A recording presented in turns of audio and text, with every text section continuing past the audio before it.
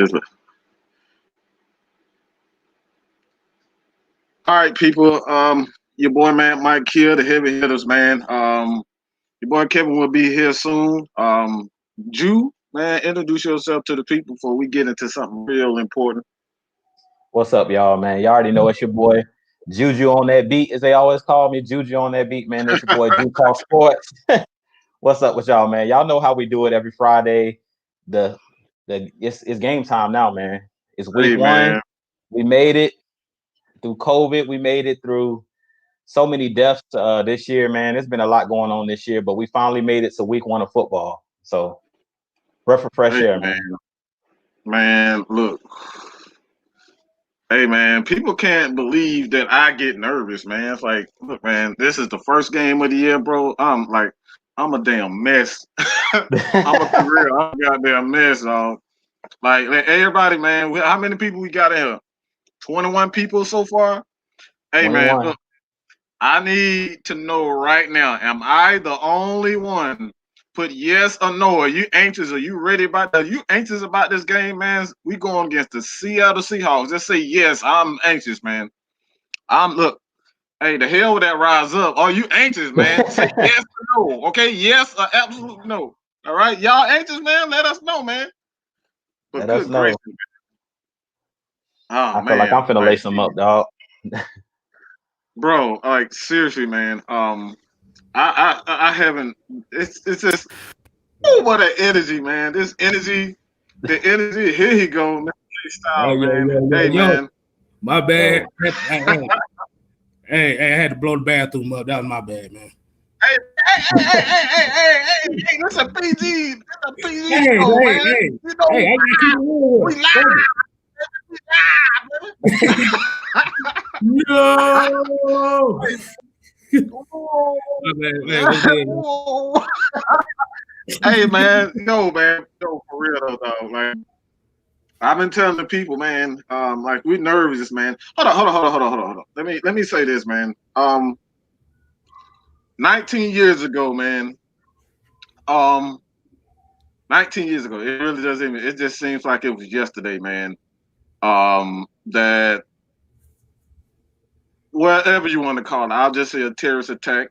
And leave all the conspiracy theories to everybody else. You know what I'm saying? But 9/11, 19 years ago,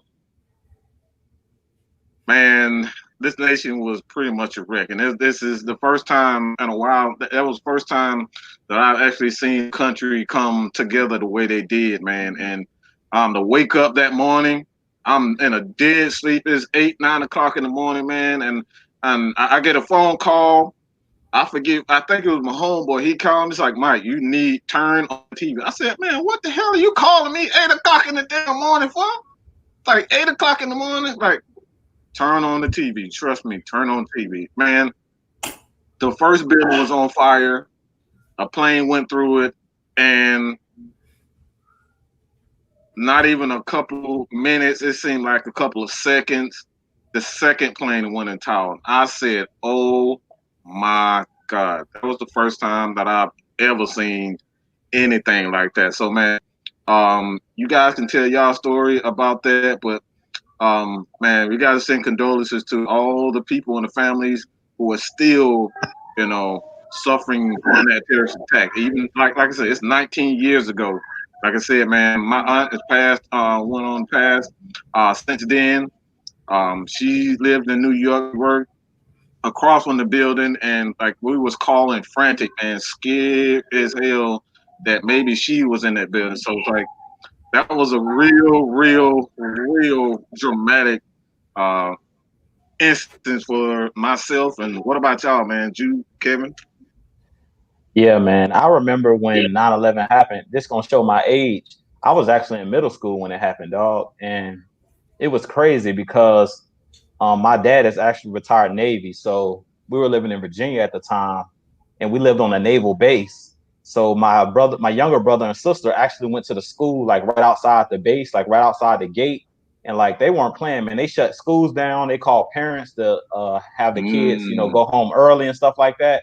So when I came home from school, normally I got home before my younger brother and sister. So when I got home, they were already home already with my mom, and she was like, I had to go get the kids. You know, it was on pretty much every channel. I remember that. It was on Cartoon Network. Any channel you turn to, they was talking about the Twin Towers being hit. So it's just unbelievable that it's been already 19 years. I mean, I can't believe it's almost 20 years since that happened. I'm not too sure. Me and my wife were talking about it this morning. I'm not too sure why it's not a holiday, because so many Americans lost their life on that day, man. Not just people in the Twin Towers, but first responders and just all of the people that, you know, all of the people that were trying to help the people that were in the tower. So it's just crazy, man. And, you know, I just thank God, you know, that I didn't have any close family members and things of that nature that was living in New York at the time, or live, you know, working in the trade centers and stuff like that, the World Trade Center. Cause I just can only imagine, man. Just, I remember seeing all of that cloud of smoke and stuff like that. And my wife was watching a video how they were talking about it just looked dark outside all of a sudden because of all of the smoke coming from no building. So, you know, anybody that lost loved ones on that, you know, on that day, you know, I definitely send my condolences. I definitely think, like I said, we need to make this a holiday. It kind of reminds me of Pearl Harbor. It's definitely so many Americans lost their life on that day. So I feel like every American should be able to take a moment of silence and definitely had a day off just to reminisce, because, you know, a lot of lives was lost that day. So that's pretty much my story of remembering September 11th. Yeah, that about my age right there too. I know I was in middle school. I was prepared to fall asleep in class when that happened.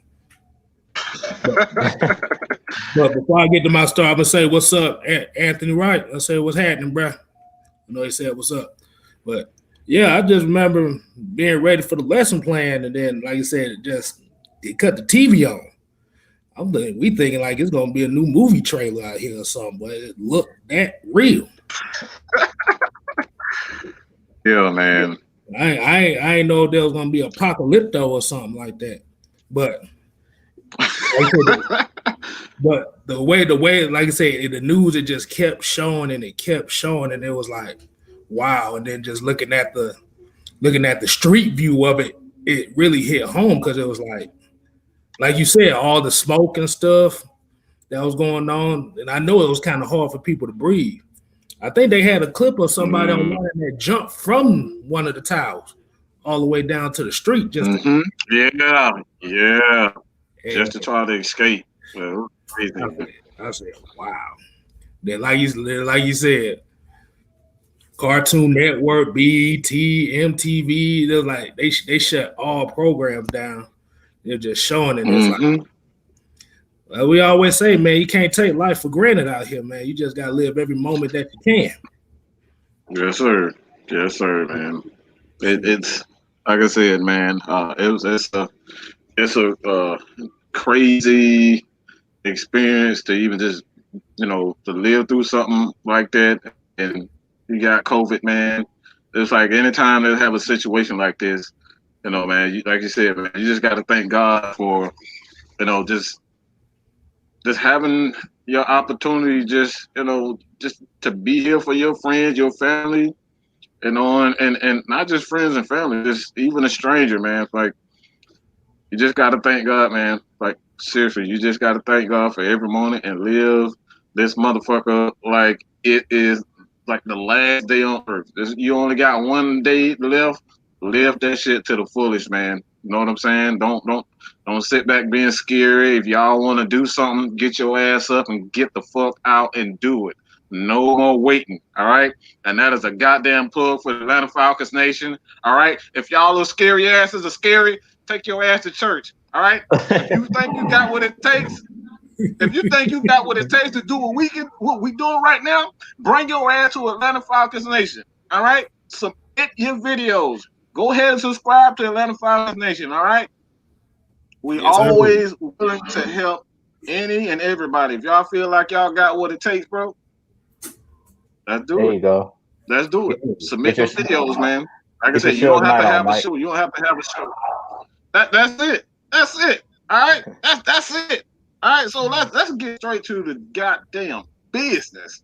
Let's get straight to the damn business. All right. Archangel, what's good, man? Just going through Amanda. Goodman. Let me go ahead and look in. I don't know how the hell you say that shit. How the hell you say UCK Knight? I still don't understand how to say that shit. Sean, what's good, Sean? Unknown Man, that's my comment. number one fan right there, And dog. look. Hey man, that's my dude, man. I love all y'all, dog, man. No homo, no homo, no homo, no homo. April, look, man, it's a lot of y'all in here, man. Y'all know who y'all are, man. I appreciate for you guys just supporting us, man. God damn, man. I've been doing this shit 3 years and it still don't even feel like 3 years, man. So woo boy. Hey, I'm anxious as a mug, man. I don't even know where to damn start, dog. Man. Hey, man. I'm gonna let you kind of lead tonight. I'm gonna let you lead a little bit, man. Kind of lead the show just a little bit. Where do we start, dog? Like seriously, where do we start? Shoot, man, we're gonna have to chop this up in pieces because there's a lot of pieces to this game. I want to hear from you guys as well. I want to hear from Atlanta Falcons Nation in the chat. I want to hear from y'all. Look, y'all done seen me and Mike's keys to victory. We want to hear from y'all. We're gonna tell y'all what we've already talked about in our videos and K-Stlyz. This is his platform to go ahead and let loose because he don't have his own platform yet. So, but you guys already know. It's in the works. Yeah, it's in the works. Yeah, it's in the works, man. So, but we want to hear from y'all. But I guess we need to start. I think we need to start with Russell Wilson. I mean, I feel like everything starts and ends with Russell Wilson in Seattle. And my keys to victory, my number one key to victory, if y'all checked out my video, was stopping Russell Wilson. And really, you can't stop him. You can just hope to contain him. So in this game, public enemy number one is Russell Wilson. Anytime you face Seattle, if you can contain him, you can kind of bottle up the Seattle team because he leads those troops over there. He's the number one guy over there on the offense and on the defense. Everybody looks to him as the leader. So, man, I think we need to start with Russell Wilson. And personally, I think the game plan should be with the defensive ends, they have to contain outside, keep outside contained. Takk McKinley, he's one of those guys that likes to sneak inside.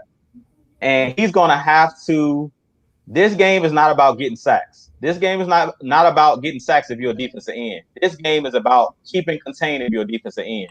The guys that we're going to have a big game, and Mike talked about it in his keys to victory, Grady Jarrett, Allen Bailey, John Kaminsky, those guys that play that 3-tech and play that nose position, we really going to need that push to come.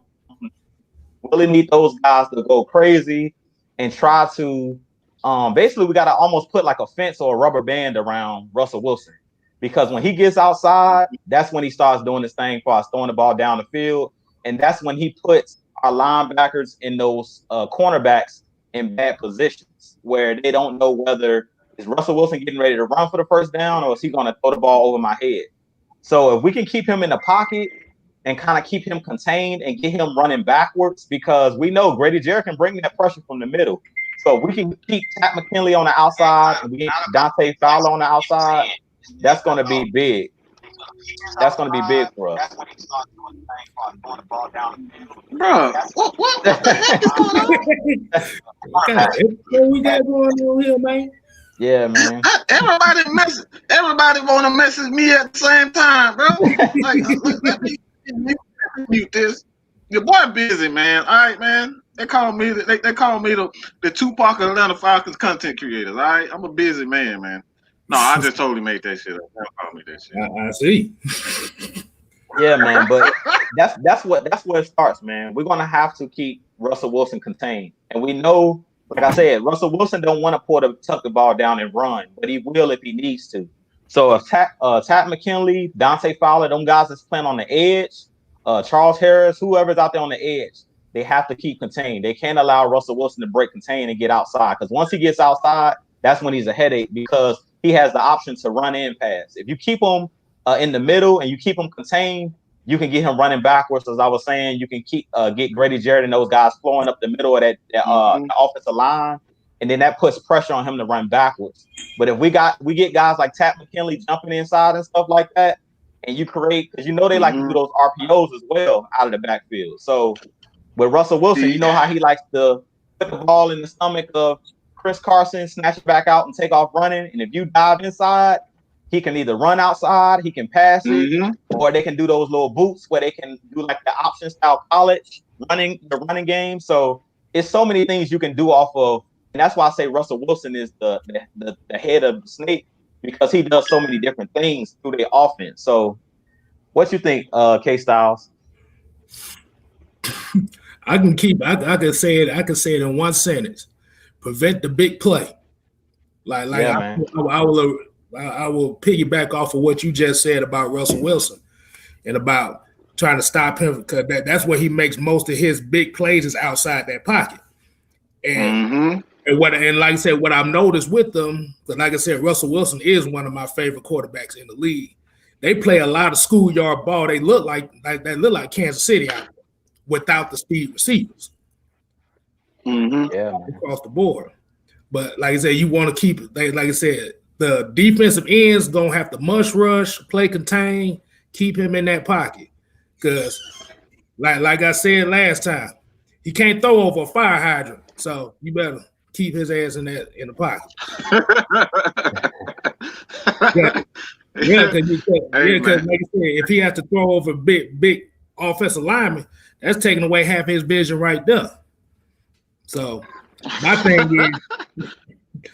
thing is, like you said, just prevent the big play, because the way I seen them chucking that ball like that, it almost seems like they don't really have plays. It's just like throw it to a spot, just hope they wide receivers get there. Yeah, man.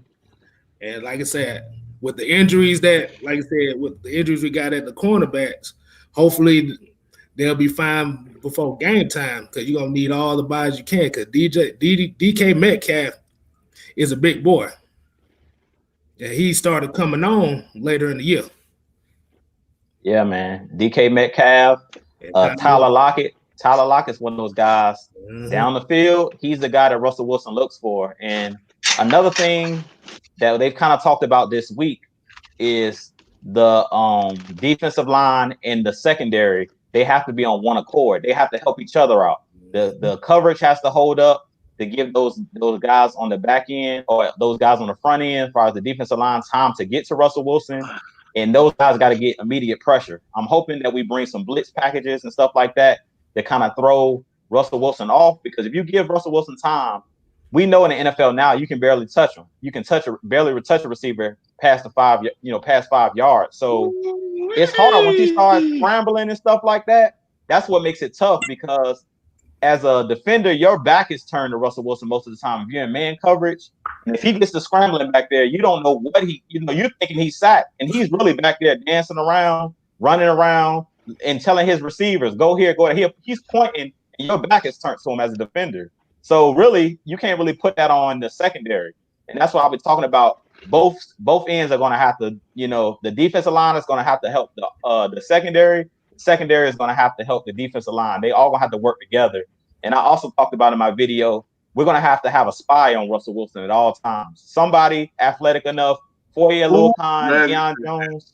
We need a spy, dog. We have to have a spy. Glad you said that. I'm glad you said that. I actually don't think we should have a spy. Okay. I don't think we should have a spy. I think this is exactly the way the Falcons should do it. Because he's used to seeing a spy. He's used to seeing that. That won't fool Russell. That will not fool Russell.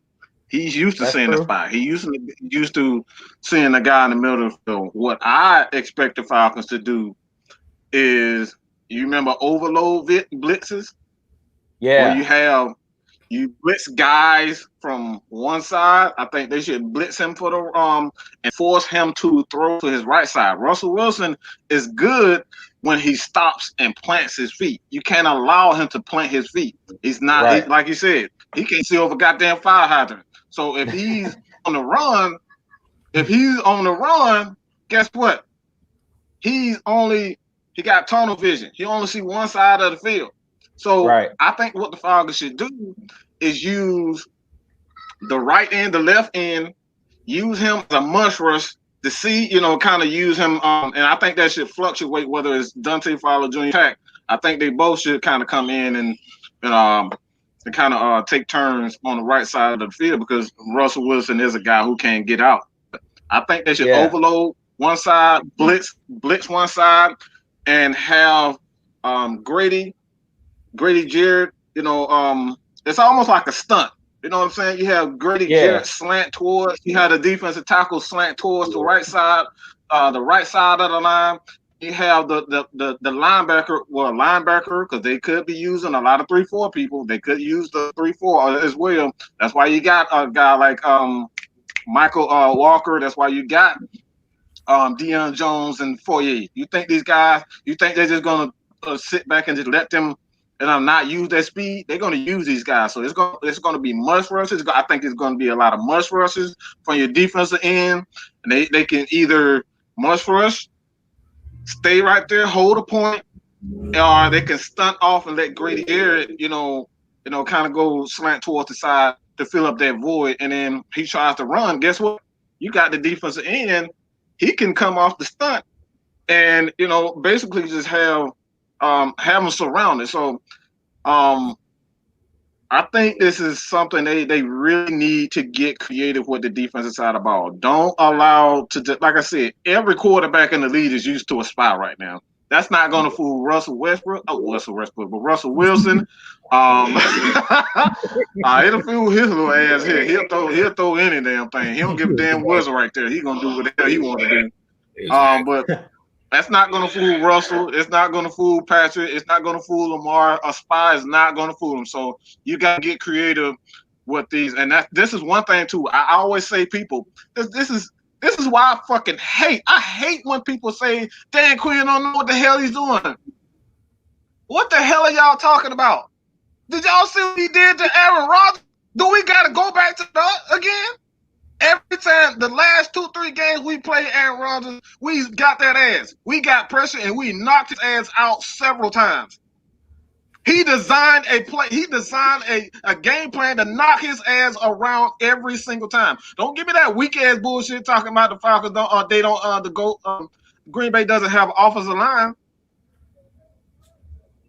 He's still a running quarterback. That's the same thing that y'all say about. That's the same thing y'all say about Patrick Mahomes. Yeah. That's the same thing y'all say about Russell. That's the same thing y'all saying about Lamar. Guess what? It's the same thing with Aaron Rodgers. He's a mobile quarterback. So if Dan Quinn can devise a plan to stop Aaron Rodgers, it ain't nothing for him to devise a plan for Russell Wilson. All right. So, that's how I think they should really, really, kind of go after. Don't do anything traditional, man, because he's seen it all. All right, he's seen it all, especially a spy. A spy is not going to change. It's not going to fool Russell. He's too smart. He's been in the league 7 years now. Yeah, he's seen it all. He's seen it all. Man. So that's not going to fool him. So they're going to have to get creative. Like I said, I've told people all the time. And I got a PSA for a lot of content creators tonight. So y'all stay for that shit. All right. I got some shit to say about that. All right. So if y'all really want to see Mad Mike, stay tuned because I got shit to say. All right, because I've been sitting back quiet for too goddamn long. So everybody right now, go tell y'all motherfucking friends. Go tell your friends, go tell your sister, go tell your dog, go tell your mama, your bald head cousin, everybody. Go call all the motherfuckers. Because I got a PSA for all these Falcon content creators think they just gonna come in here and just. That's a preview. I'm getting ahead of myself. So slow it down. Slow it down. That's how you amped up. It's week 1. You amped up, dog. Hey, man. Hey, dog. Look, man. Hey, man. LaTravis was good, man. Wallace, Anthony, man. Look, positive thinking. I love that name, dog. I really love that damn name. Let me highlight this real quick. Let me highlight that real quick. God damn it. Look like shit already. No. Look, man, I'm just having a hard damn day. Okay, I'm having a hard day today, dog. I'm having a hard day. Yeah. But any damn way, all right. Positive love, positive thinking. But yeah, that's the way. That's the way, man. I ain't smoking none. I'm just having a hard day. All right. I gave it up. So I'm about to say, so y'all don't think like zone blitzes will work against them? Because I'm thinking with that offensive line and how bad that Seattle offensive line, you would think them zone blitzes was actually kind of help them. Because you don't want, like you said, you want to change the pre-snap look. Right. I say this, man, and like Mike was saying, I completely agree with Mike when I was saying a spy. You don't want to do one thing against Russell, period. Like what Mike was talking about, mush rushing and whatever. One thing I want to see in this game is adjustments. At halftime, don't come out doing the same thing because Russell is so smart of a quarterback. If you're doing the same thing the whole game, he's going to figure you out. He's just like any of those guys that's been around, Tom Brady, Aaron Rodgers. If you're doing the same thing over and over and over again, if you keep giving him the same test, he's going to ace it eventually. Too smart for that. He's too smart for that, dog. He's too smart for a spy. Yeah. He's too smart for us to do anything consistent, like the same thing the whole game.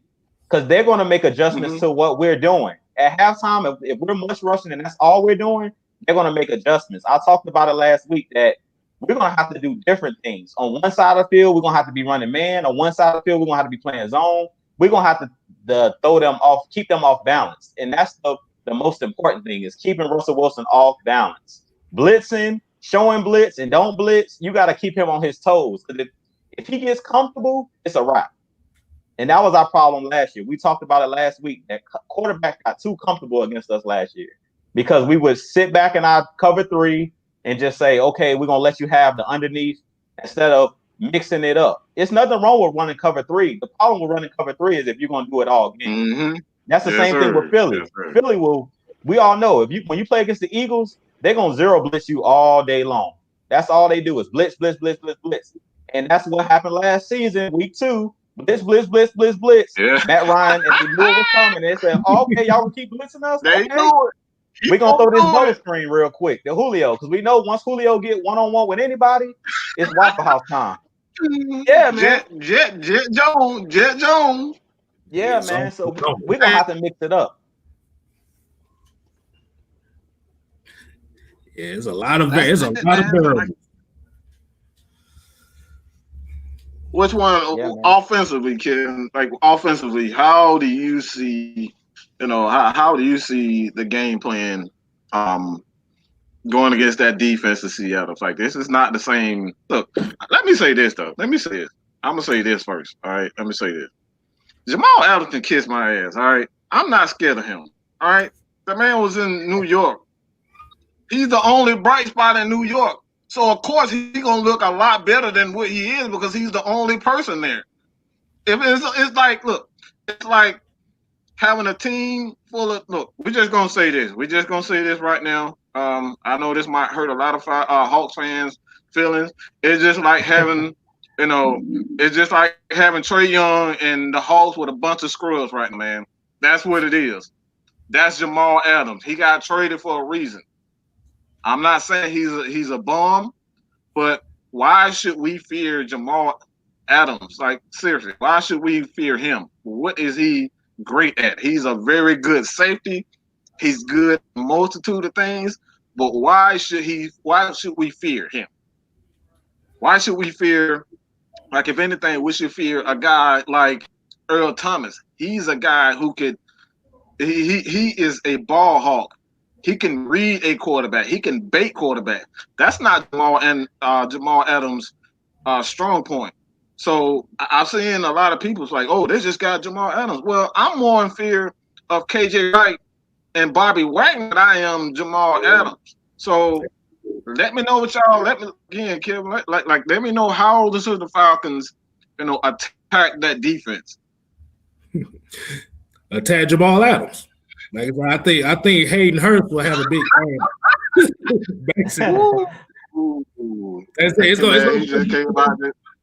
it's gonna come down to 2 players. It's gonna come down to Hayden Hurst and Todd Gurley. Remember, like you said, Mike, the best thing is a run game. And the more you run the ball and establish the run, the more you keep Russell Wilson off the field. Yep. And like I said, and I think yes, sir. And I will say, if I could see Hayden Hurst having 100 yards this week.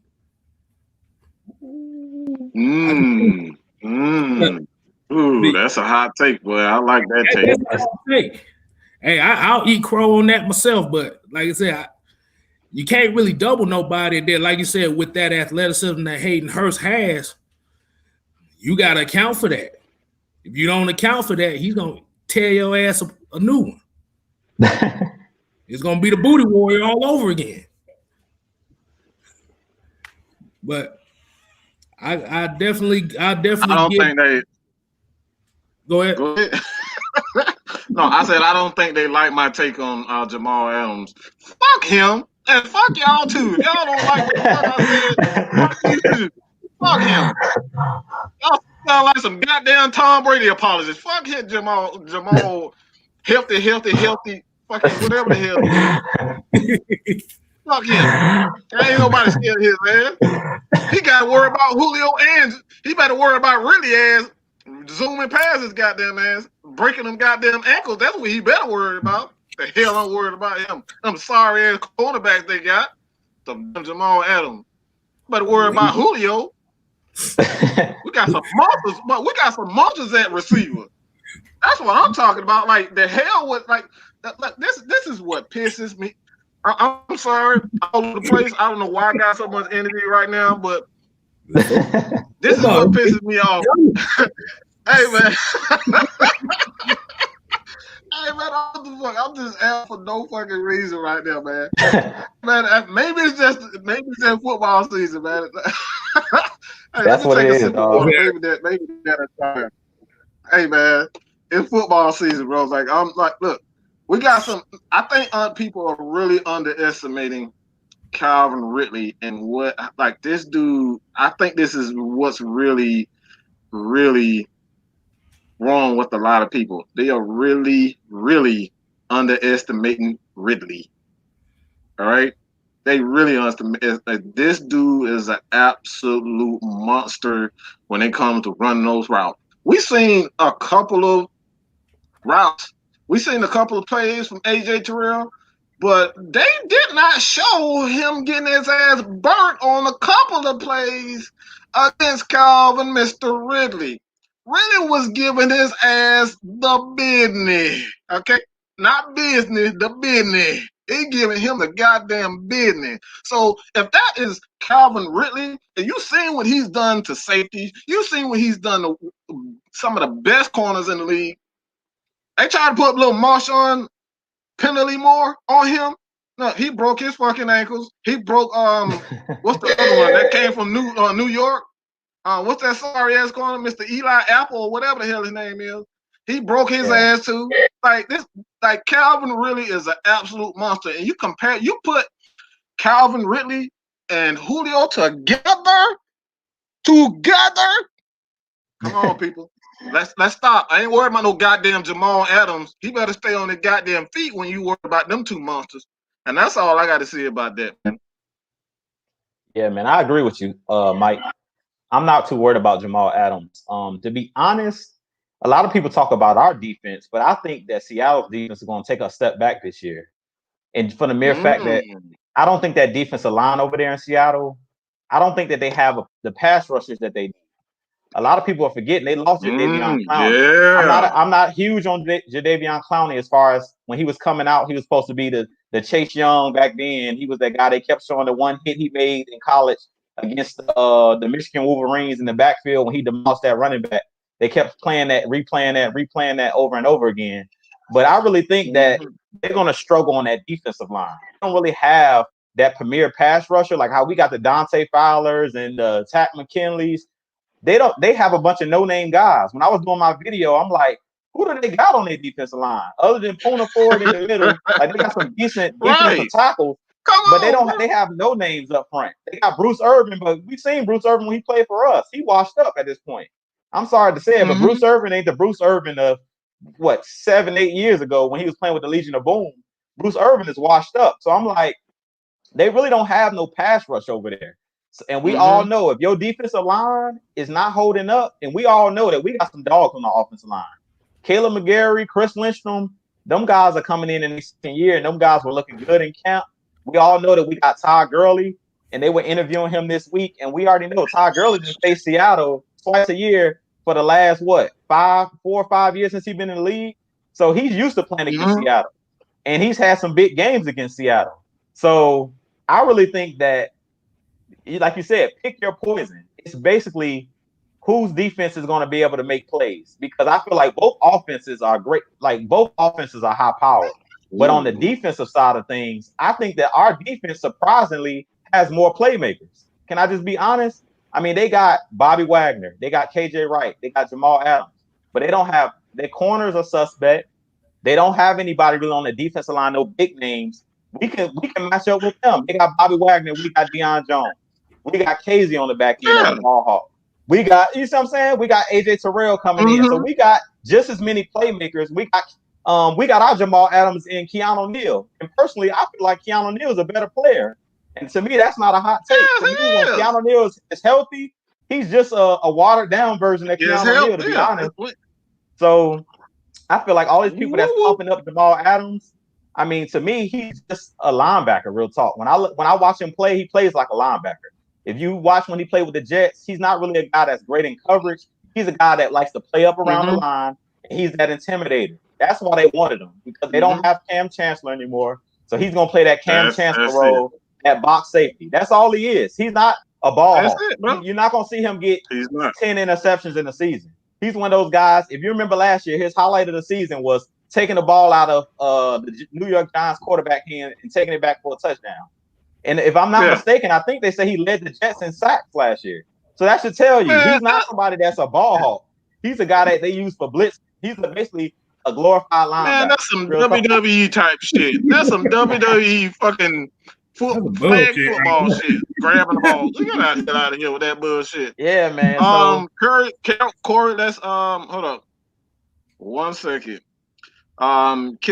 This is Corey Fielder. I'm a Kansas City boy, born and raised. I've been here in Atlanta for 10 years, support our local teams as well. With that being said, I'm stoked for Atlanta versus KC game. I love this show, Maggie. Has put together, bringing y'all together and chop it up, man. You guys are well versed. Look, man, I truly appreciate this, man. Like this is exactly why we do. Like, we're trying to bring, nothing but the absolute truth of the facts of the matter. You know what I'm saying? Like, I might joke around every once in a while. You know what I'm saying? I still don't think we should be afraid of Jamal Anderson. I wasn't joking when I said that, Jamal Adams. But I like, honestly, man, like we here to give you guys nothing but the truth, the facts, entertain the hell out of y'all, because I don't want to hear fucking D-Led. No, I don't want to hear D-Led. I'm tired. I know y'all tired of hearing D-Led talk. So y'all can tune in to Atlanta Falcons Nation. You can go to Talks Sports, all right, Mike Sports, and hear us talk. Y'all don't want to hear them old ass takes. Y'all don't want to hear that old ass grumble shit that everybody else be talking, man. Look, man, bring y'all asses here, support us, man, and trust me, we got some big things. We got some big things coming for you, man. There's a lot of Falcons content creators out here who are absolutely great, man. And like I said, you guys support them too. But like I said, I got some for that ass. I got a PSA a little bit later, but appreciate that, Corey, man. What the hell were we talking about? I'm all over the goddamn place. Like, my mind is like, bro, I don't know what the fuck I'm on. I ain't smoked none. I ain't drank none. I don't know what's wrong. I can't focus, dog. I literally cannot focus right now. That's that football junkie high right there. Hey, maybe that's it. Bro, I can't focus, man. I cannot focus, bro. I don't know what's wrong with me. Yeah, man. But you was talking about the offense and the defense, basically. We were talking about Jamal Adams and why we shouldn't fear Jamal Adams. Because, like I said, he's a glorified linebacker. All he does is play in the box and blitz and play up close, and he's an intimidator. That's what his job is. Everybody want to know what Jamal Adams is. He's another version of Keanu Neal. He plays down in the box. He's not a ball hawk. He's not somebody that's going to get a bunch of picks in the season. That's not what he does. He's a hard hitter, and he's a guy that plays up or near the line like a linebacker. That's all he breaks the good for. He'll give you 100 tackles in the season because he's dang near a glorified linebacker. That's what his job is, and that's why Seattle wanted him. Knockoff Keanu Neal. That's it. He's a knockoff Keanu Neal. There you go. That's it. That's what he is, man. He ain't got that power about him neither. He clacking no shoulder pads like Neil though. Oh no. No. That the Dikembe Mutombo wag. No. He ain't packing that type of power, dog. No, sir. Hey, man. Good. You make an excellent point, man. You want to say something, man, about that, Kel? About what our defense was expect from our defense? Yeah, how the offense. Yeah, how offense, man. Well, I mean, you can go to defense, man. It's your show, man. Hey, shit. Hey, I already said it before. Like you said, mush rush. I'll go and test them tackles. I'll test them tackles. And like you said, do some stunts. Like you said, zone blitzes. Like you said, you don't want to give him the same look twice. Nope. Cause we not playing against Mike Glennon, so yeah, you can't give him the same look. This ain't James Winston. Woo! Hey, man. We guaranteed to at least get 2 picks, at least 1 pick with James Winston in that mug, man. But like Charles Weaver said, running zone of man, I'll man up on him. I'll man up on him on the outside. If they want to make big plays, make them earn it. Yeah. Oh yeah, man. I somewhat agree with you, Kevin, when it comes to that. I'll say this game is going to be about matchups too. And Mike talked about it a little bit earlier this week in his live. If AJ Terrell doesn't play, and I don't know if he's going to play or not, but the key to this game is Isaiah Oliver. Isaiah Oliver is the key to this game, y'all, because you're only as good as your weakest link, and we need him to have the game of his life. So from what I've been seeing out of him in camp, he's doing a lot better at looking for the ball when the ball arrives, and that's all due to Joe Witt being the coach of the secondary now. Joe Witt with those corners, he's teaching those guys. Every practice, he got them guys when they first get there, working on the jugs, learning how to catch, because most of the time they say you're a DB because you're not a wide receiver because you can't catch. So he got those guys working on their hands, and he's teaching those guys that you don't wait for the ball, you play through the ball. He's teaching those guys that you have an entitlement to the football just like the wide receiver. And I feel like the biggest problem, not just with Isaiah Oliver last year, but with all of our corners, even when we had Trufant, is a lot of the time they wouldn't attack the ball. They wouldn't look for the ball. They would just attack the man. So it's like, attack the football. Go for the football. Try to make a catch. Try to make a play on the football. Forget trying to a lot of times our guys will face guard a lot, and that's why Isaiah Oliver would get in trouble. He would face guard a lot, and they would call a lot of penalties on him, pass interference and things of that nature, because he would never look for the football. A lot of the times he's in position to make a play.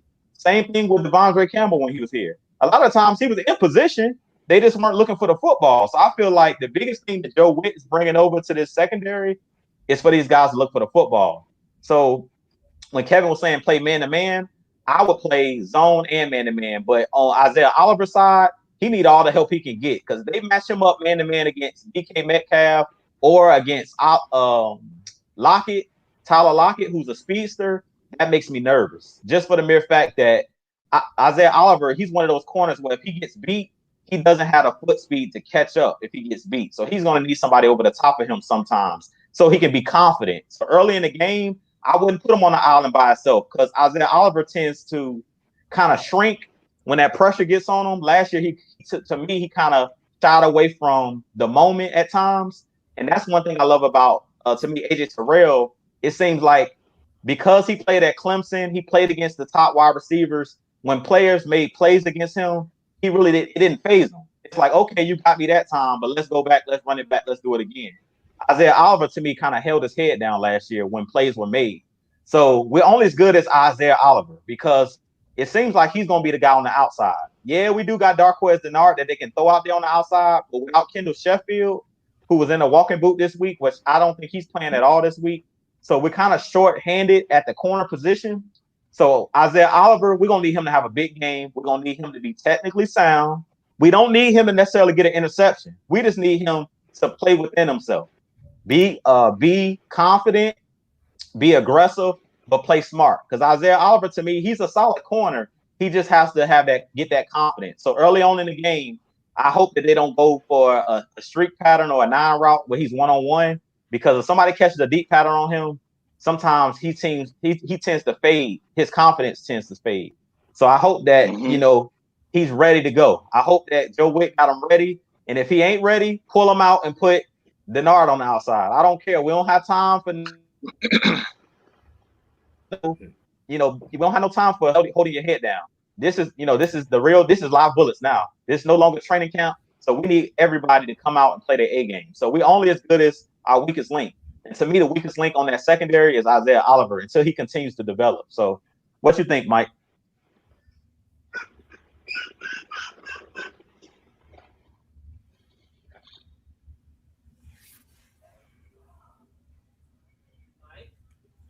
I'm gonna be real. I think we need to stop. I think people really need to stop being so hard on Isaiah Oliver. The guy didn't play terrible. He did not play terrible. He was not a terrible corner. He was a flawed corner. There's a difference between playing terrible and flawed. He was a flawed. And veteran quarterbacks like a Drew Brees in this division, they will pick your flaws apart. That's his problem. His technique is flawed. Desmond Trufant, he was technically sound. You could not take advantage of him. He had very little technical flaws. Isaiah Oliver has technique issues. This is the first thing that Joe Witt said when he came and he looked at the corners. He said, I looked at Isaiah Oliver, and what I saw immediately was his hands weren't in the right place. He never said that he lacked the speed. He never said he lacked the quickness. He said his hands were the issue in press. So I'm gonna need people to chill the fuck out when it comes down to Isaiah Oliver. Isaiah Oliver is a flaw. Techniques can be fixed. All right, look at Darius Slade. He didn't get off to a good start. And your boy Jeffrey Okudah, from when I'm here, not even damn starting. And they had him as the best corner in the draft.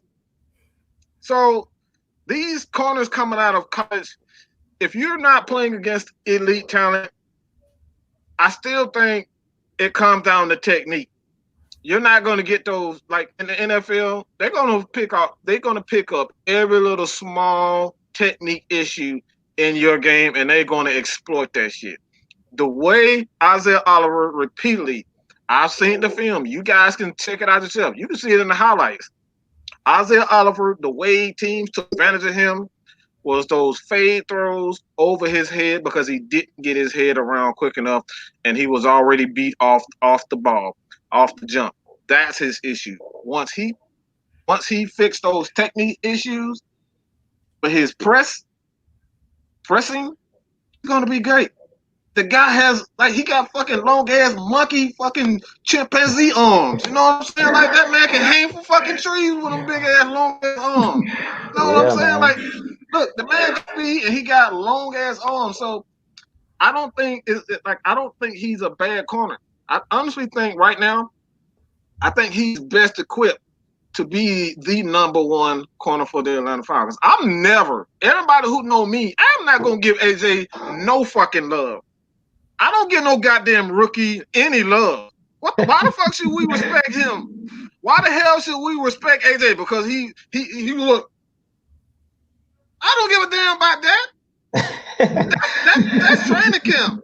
He looking all big and bad in training camp after he made a play on Ridley. Like, I'm supposed to be impressed with that? No. I want to see that shit in the game. I don't give a damn about where you were picked. I don't give a damn about Jeffrey Okuda, where he was picked. I don't give a damn about Jalen Ramsey, his $105 million. His ass got smoked, and smoked again by every receiver in the damn National League, in the damn National Football League. Look, that man got smoked by every elite corner. And I'm talking about the guy who just got $105 million. Julio, look, the only thing that saved his ass was Dante Fowler Jr. and Aaron Donald. If it wasn't for them, his ass would have been grass. Julio had that man on skates the whole game. And not just Julio, Michael Thomas, all them receivers had his ass smoked. So this is why I always say, give corners 4 years of consistency. If you can't give me a 4 years of consistency, you're not an elite corner. There is no such thing as elite corners anymore because of the rules. I need 4 years of consistency. That's the new, like, if you want a shutdown corner, that's what a shutdown corner is, consistent play, not necessarily how many interceptions you have, because we've seen plenty of times where we have cornerbacks have 6-7 picks in a damn year, and then the next year he got one. Mm-hmm. Is he still a lead corner? Because like we just seen that with Marshawn Lattimore. We got him in our division. He damn near led the damn the NFL in interception. Where the hell he been since? On the damn ground on the sideline, huffing and puffing for air. That's what he been doing. So I don't want to hear nothing about AJ Terrell until I see it. I like I said, I'm hard on corners, bro. Like, corners, my favorite position. I'm hard on the corners. Until I see it, I don't give a fuck about no damn training camp. And look, man, y'all can take this shit, but because, like I said, man, people are getting on Isaiah Oliver for having a flaw in his game, and we haven't even seen AJ in a real live game. And y'all, he's a shutdown corner. Man, this man in practice, bro. And I wish I could play that damn clip right now. Practice? Come on, bro. Get out of here with that. Don't give me that jump about no damn practice, man. Julio smoke his ass during the game. Let him guard Julio. And we'll see how tough. Let him guard Julio the whole game. Let AJ Terrell guard Julio the whole game, and we'll see who fucking elite. So don't miss me with that bullshit. Don't get mad, people. Don't get mad because I'm speaking the truth. Y'all know it's true. What I think, man? Yeah. Respect. I promise it ain't nothing in this cup. I promise you it ain't nothing in this cup. It ain't nothing in the cup, man. All right, whatever, man. There's something in there. It's called football.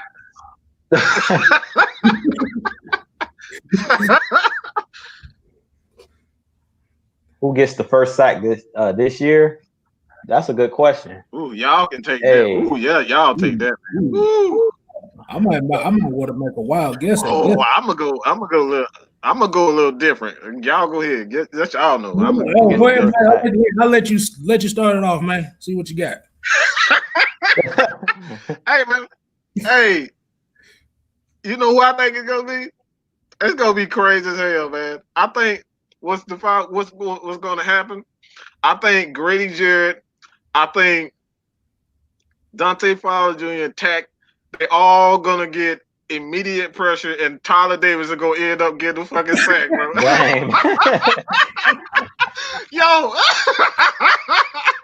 watch. I'm telling you, bro. Watch. That shit gonna happen. You go like, how the hell they get all the work, and then Tyler Davis will get that high shit work in the NFL, bro.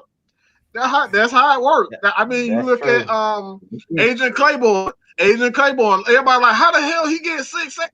Because everybody else was doing their job, and he cleaned up. That's how the NFL work, bro. Yeah. That's true. Get the snack sacks. Yeah. Hey, man. I'm not. What y'all think, man? I think, like I said, I think it's gonna be Tyler Davis. It's gonna be somebody like that. If not Tyler Davis, it's gonna be somebody you least expect to get the sack, bro. Man, that's tough. I think it's gonna be one of the guys on the edge. I say it's gonna be either Tack or Dante Fowler. The reason I say that is because we know they double teaming Grady on the inside. So somebody gonna have to step Mm-hmm. up when they're being, in their one-on-one matchup. Somebody's gonna have to step up and beat that number one, beat that one-on-one matchup. And I think it's gonna be Dante Fowler, real talk, just for the mere fact that he has more than one pass rush moves. Dante Fowler sets people up, man. He was teaching Tack that you can't just bull rush all game. You got to use your bull rush to set up your speed rush. You got to use your speed rush to set up your bull rush. You can't just be coming with the same thing. You can't let them see your hand. It's like when you're playing cards. If you playing spades, you can't let people know what you got in your hand. So you got to keep mixing it up. You got to have a counter move. And that's what Dante Fowler used. He used them counter moves. He's bull rush, then speed rush. And he throw you off balance. So I really see I think Dante Fowler might get the first sack because he's so relentless. Like you said, he pretty much wrecked the whole game against the Falcons last year when he was on the Rams. Him and Aaron Donald, he was goddamn giving Caleb McGarry all he wanted. He was making him look like a rookie for real. That was one game he definitely looked like a rookie. He whipped Caleb McGarry in that game. I mean, I think he had like 2.5 sacks, 2.5, 3 sacks. He the one who ended up hurting Matt Ryan in that game, if y'all remember, when he had that ankle injury. Yeah. Because he was he lived in the backfield. So I don't know if he was auditioning for Dan Quinn. Like, look, I'm going to show you that I'm worth the money. He came to Atlanta and showed out. I guess he was just auditioning for Atlanta in that game. That was probably his best game of the season last year. So I really think it's going to be Dante Fowler, just for the mere fact that he's going to get a lot of one-on-one matchups, and he's a guy that knows how to use his moves wisely. We're going to see if Tat McKinley been listening and being his understudy, and if we're going to see Tat McKinley bull rush all game, or is he going to mix it up? Because we all know Adrian Claiborne he wasn't the fastest guy, but he used his hands. He had that one little wax on, wax off, that Mr. Miyagi move, but that Karate Kid will work, man. Oh, yeah, man. That one dude on the Cowboys couldn't hold him, dog. He did that one move the whole game, that little club chop, and he destroyed Dak Prescott in that one game. That one game he did that same move. So I'm gonna leave Tat McKinley to go find Mr. Miyagi, man. He got to learn that wax on, wax off, man. Because Adrian Claiborne, he got paid a couple times for the Falcons on a 1-year deal just because he knew that one move, dog, but he was elite with it. So I'm like, I need Tat McKinley to learn another move, something to counter his bull rush, because he's good at bull rushing, but you got to counter it and throw them off balance. So I think it's gonna be Dante Fowler. I think he's gonna show everybody why he got that money why he got the bag. What you think, K-Stlyz?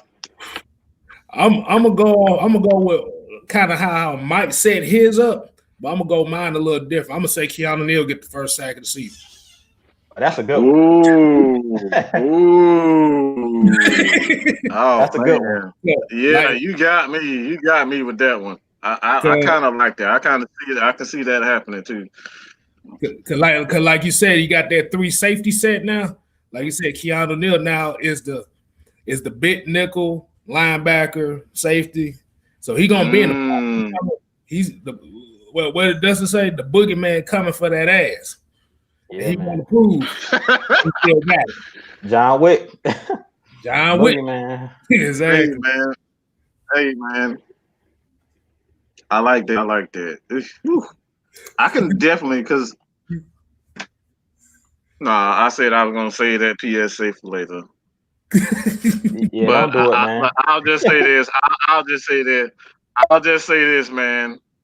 I'll say this. I've said it before, and the Falcons, believe it or not, man, Jeff Ulbrich needs more respect than what he's been getting, because people don't realize that he calls the plays on first and second down.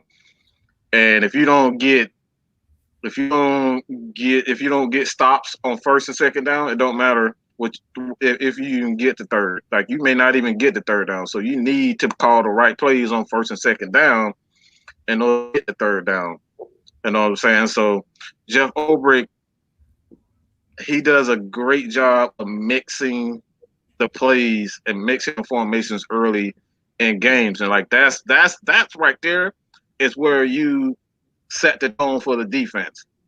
It's mixing your defense early in downs in the first quarter. It's like they're not used to the Falcons coming out and core defense and trying to figure out if they're gonna blitz or who's coming. Is it Keanu? Is it Ricardo? Is it Casey? Because Casey can lay a hit on your ass, man. Casey, they don't call him Crazy Casey for no reason. That motherfucker, he will launch at your ass like a goddamn missile. Like he don't give a fuck about his own body. He don't give a damn about his own body. That dude is nuts. Okay, we've seen him. So, I like you just never know. And I said the Falcons are going to do a lot of weird things that we're not used to. I don't think we'll continuously see the cover three. Cover three is always it's a part of every defense. Every defense. The only thing with the Falcons, they just run more cover three than other teams. So we're going to see cover three. Make no mistake about it. But it's how you mask those defense. And this is what the issue has been with the Atlanta Falcons offense more so than the defense. The offense has been extremely see-through, transparent. You know what's going to happen. They're going to find a way to get the ball to Julio, Calvin Ridley, and they're going to throw the ball. We know that. But the reason why the Falcons offense hasn't been as explosive the last couple of years is because, well, I'm not even say the last couple of years, because even 2018, this offense was pretty good, believe it or not. They was ranked one of the best offenses. Just the defense has just let us down. But when you look at the offense, we just get absolutely no consistency from Mr. I'm laying at home right now, talking about everybody that don't know what they're saying. Stay out of my business. Y'all don't know what y'all talking about. Y'all probably don't even know what I'm saying. I'm talking about Mr. Devontae Freeman. Devontae motherfucking Freeman. Still on the damn, he on Twitter tweeting and shit. Y'all don't know what y'all talking about. Y'all don't live my life. Look, we know your ass is at the bench right now. You know your ass is at home right now. We know that shit. But like I said, man, it comes down to just the Falcons. They got to mix it up on offense and defense. We can't continuously see the same stuff over and over and over again. They got to mix it up. And I actually had a friend that was talking about Dirk Cutter learning Kyle Shanahan's offense. Like, look, let's stop this. All right, let's stop this. Kyle Shanahan didn't invent the fucking West Coast system. He didn't. Believe it or not, he didn't. Dirk Cutter was running the West Coast offense in Jacksonville long before Kyle Shanahan became a coach. He was running that. You remember that Jacksonville with Fred Taylor, Mark Brunell, Jimmy Smith, Keenan McCardell? Yeah, that was Dirk Cutter was a part of that. Believe it or not. You know that? Did y'all know that? People, this man is a very good offensive coordinator. He knows offense. He knows the West Coast offense. So we're going to see a lot of different things when the Atlanta Falcons offense, man. We're going to see Dirk Cutter's offense. We're going to see Kyle Shanahan's offense. And I think it just come down to being – I don't think it's going to come down to one particular set, whether it's 3-4, being three safeties, or you seeing four wides, you see big formation. I don't think it's going to be one particular thing. The Falcons just got to mix it up throughout the entire on offense and defense. I got something for special team, but I'm going to let y'all go, man. Go ahead. Do y'all thing. I'm about to say, Boogie 124 said, who you think is going to get the first touchdown? Woo. I'll take this one first. Go ahead, man. Go ahead. Hayden Hurst.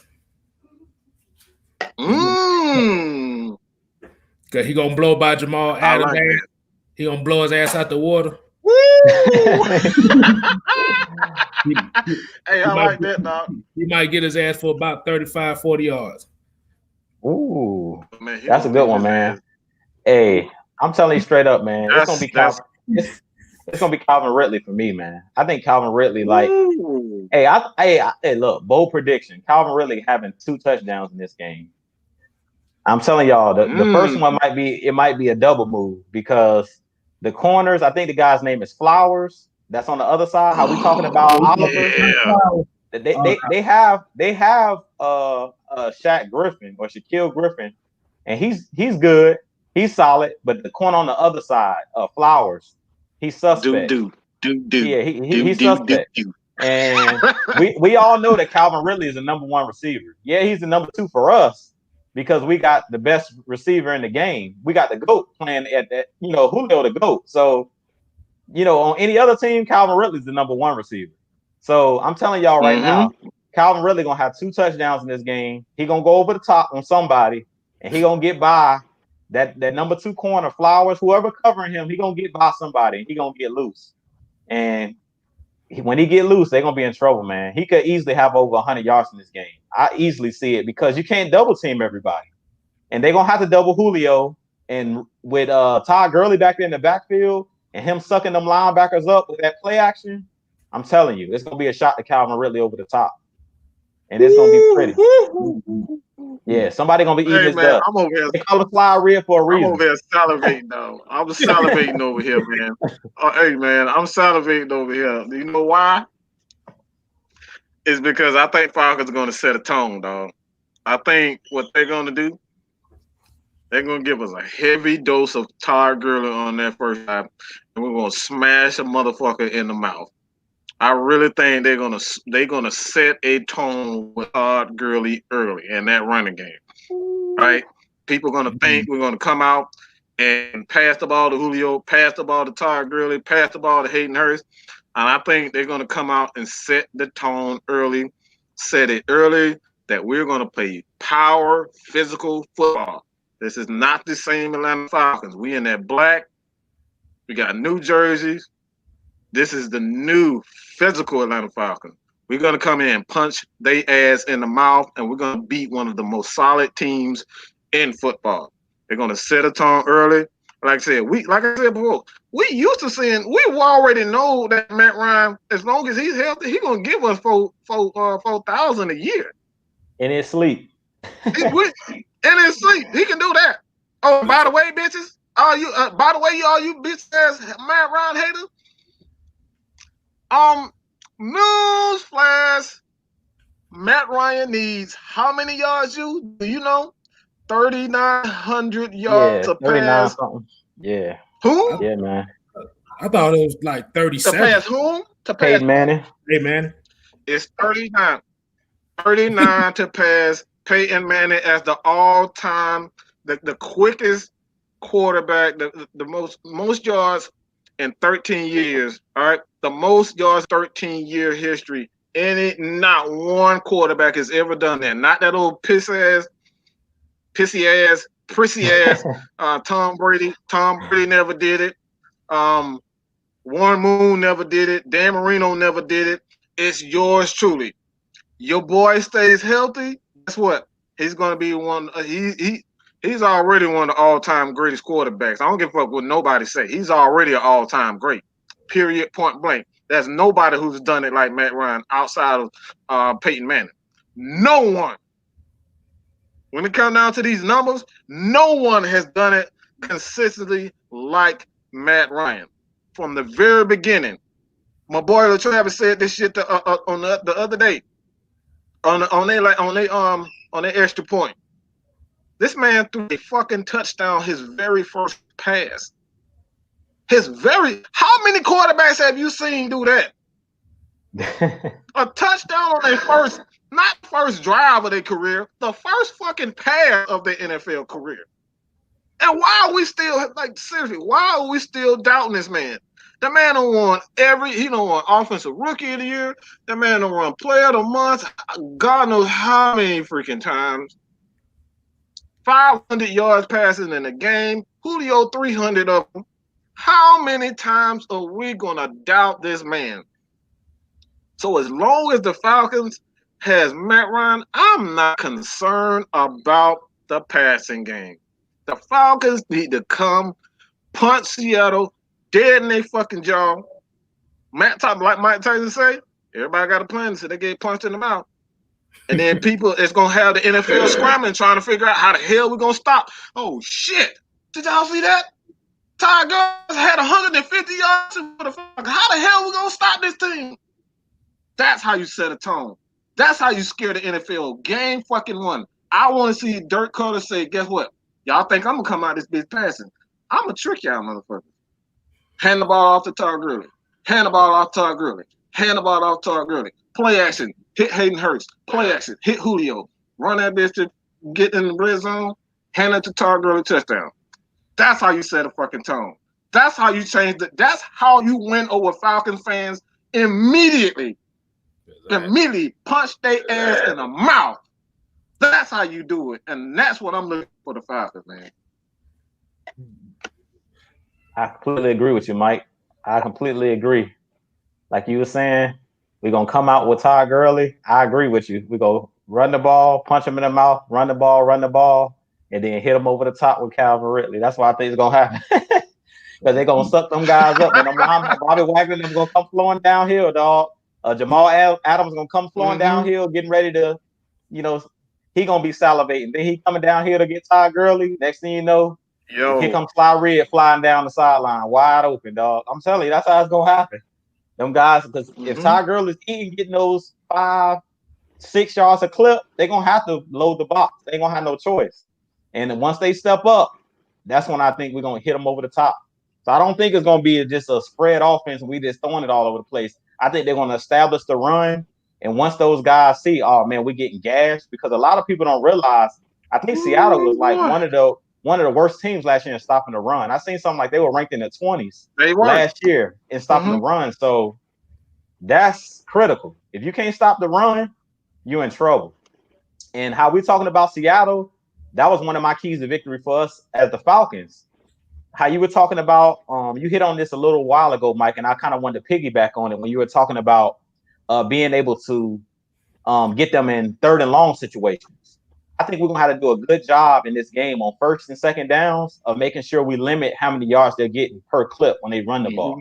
Because if you let Seattle come out and get 4 and 5 yards a clip in the run game, and you put them in third and shorts, that's when the playbook is wide open. And it's hard to get offenses off the field, especially with mobile quarterbacks, because they can run for 2 and 3 yards. You definitely want to put them in third and longs. When you put them in third and longs, then you can let those guys like Dante Fowler, Grady Jarrett pin their ears back and get after the quarterback. So if you can put them in 3rd and 7, 3rd and 6 and longer, we really can, get after Russell Wilson. But if it's a lot of 3rd and shorts, 3rd and 3, 3rd and 2, 3rd and 1, it's really hard to get off the field. And that's what hurt us last year, because a lot of teams, they would gut us right up the middle with the run.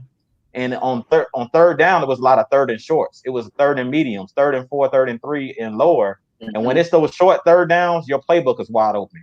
But when you're in a 3rd and 8, 3rd and 7, 3rd and 9, your playbook ain't wide open then. And you know that they throwing the ball. They have no choice. So we kind of want to put those guys in that situation. If we can shut the run down and limit how much they're getting per clip, I'm not really worried about how many times they run the ball, because we know that Seattle likes to hammer the ball. Their rush defense was 23rd. I told you they were in the 20s. In the league. Yeah, I knew they were in the 20s. Yeah. So if you can run at them, they just like, we know that we're Seattle East. We know Dan Quinn was there. We run pretty much the same defensive scheme. So it's the same thing with Bobby Wagner and with KJ Wright. They have those linebackers that can run. But if your defensive line can't hold the point, as you always talk about, Mike, if they have the same problem that Deion Jones had. If you let them guards and those offensive linemen get up on those linebackers that's running sideline to sideline, you're going to get 8 alive. You're going to get 8 alive, dog. So that's what happened last year. Teams were eating them alive, and that's what I'm talking about Todd Gurley. Trust me, Todd Gurley is licking his chops, because he faced them last year, and he was licking his chops. When they went up there to Seattle, he was running wild, dog, because the offensive line was eating them alive. They was getting up on them linebackers, and they couldn't shed it. And we're going to have to do the same thing, man. It's very important. It's imperative. I talked about this in my keys to victory, that our defensive line is going to have to do a good job of everybody standing there, keeping their gap integrity. You can't jump out of your gap. You got to stay gap integrity. Forget trying to get a sack necessarily. You want to stay in your gap, because when you jump out of your gap, that creates holes for the running back where they can cut backside. And you guys got to definitely go check out some film, man. Because if you go and check out the film of last year's game, yeah, man, yeah, it's not just Pat McKinley. I went back and I was looking at some film of last year's game, and there was one play I was looking at with even Ricardo Allen. He played a lot in the box last year when we played Seattle, and there was a couple plays where he got undisciplined and he kind of tried to go in the backfield, and that hurt us too. So everybody just has to stay disciplined. And in this game, it's going to be very important that we keep them to 3rd and longs. We got to keep those runs to mediums. when they run on first and second down, because we know they're going to hammer that rock at least 25 to 30 times, because that's what Seattle do. They're a running team first. And they like to do the same thing we like to do. Run the ball, boom, boom, boom, play action off the run. So we got to be ready for that run, that run game that they're going to give us a heavy dose of Chris Carson. They're going to give us a heavy dose of Carlos Hyde. So we got to be prepared for those guys. Mm-hmm. Absolutely right. Oh, we got another question. What do you think? What do y'all think about the ATL logo? Oh man. Hey, I about to say the uniforms already remind me of the Mean Machine. That thing nice.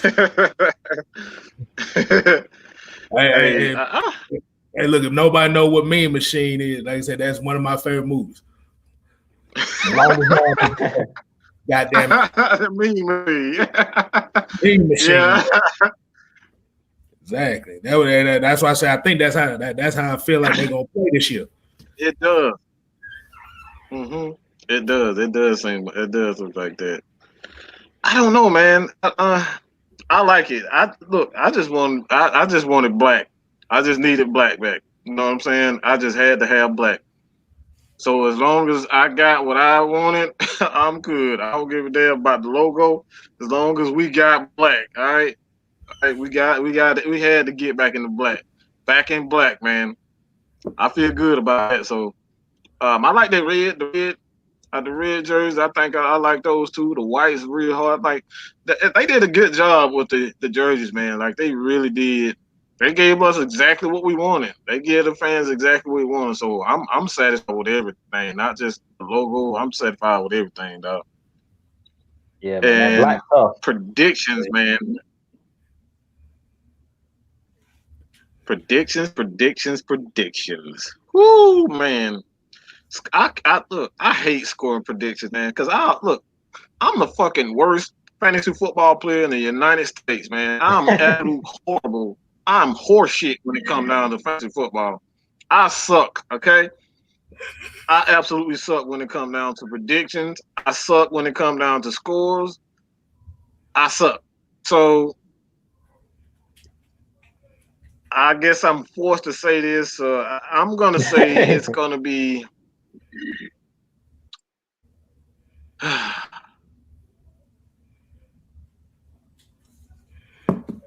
I think this is going to be a low-scoring game. For some reason, I can't get a low-scoring game out of it. I think it's going to be like 17-14 or something like that, Falcons, man. I think this will be a very competitive team. I think the Falcons do have I think they really do have the advantage. And the reason why I say they have the advantage is because the Falcons have incredible athletes. Like they have some monster athletes. And early in the season, it's you don't have a lot of chemistry. So a lot of teams can get away with a lot of, athletic. If you got a lot of athletes, you can kind of get away with some things until chemistry. You develop that chemistry in the offensive line, develop that chemistry in the defensive line, and that quarterback receiver. I think since the Falcons have had their receivers for a while,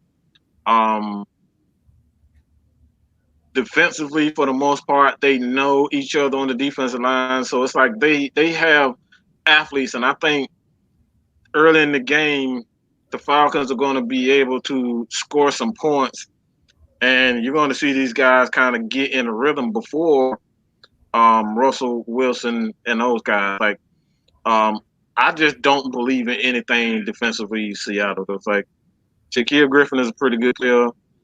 We know what KJ Wright and Bobby Wagner, but they can't carry the team on their own. You still need to get pressure on the quarterback. And you said, Juice, like, who do they have? Like, I'm not of anybody on that defensive line. Jadeveon Clowney's not there. So why am I afraid of them? I'm afraid of them blitz Jamal Adams. I mean, have y'all seen Todd Gurley play? Todd Gurley's a pretty big guy. Let him try to like those guys go head to head. I think Todd Gurley will be able to run past him, stiff on him. Like Todd Gurley's stiff arm is something that stiff arm is nasty, dog. So you're not going to get a clean shot on Todd Gurley, man. You're not going to get a clean shot on him. So I think I'm not.